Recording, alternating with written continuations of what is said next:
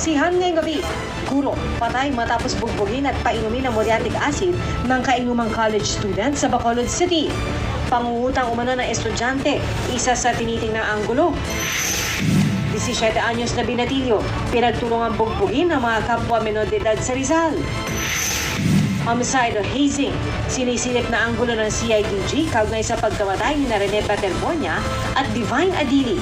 Head coach ng Ateneo Blue Eagles na si Tab Baldwin nag-resign.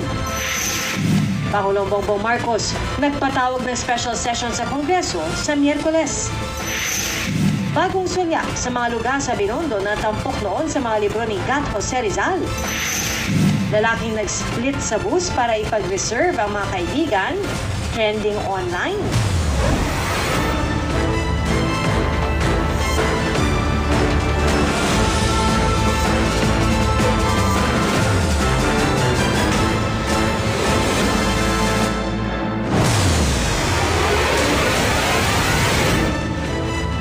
Magandang gabi, ito ang mas pinalakas na saksi.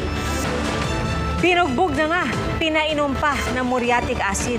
Yan po ang kalunos-lunos na sinapit na isang guro na natagpo ang patay sa Bacolod City.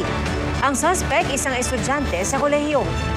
Saksi, si Adrian Triatos ng GMA Regional TV.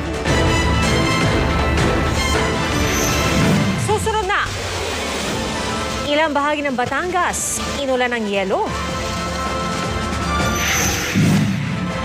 Ginagawa ang poso sa Iloilo.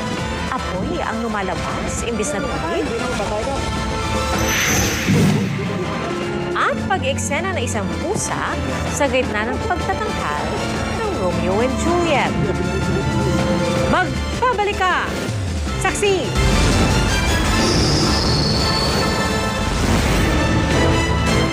Mga kapuso, salamat po sa inyong pagsaksi. Ako po si PR Arcangel.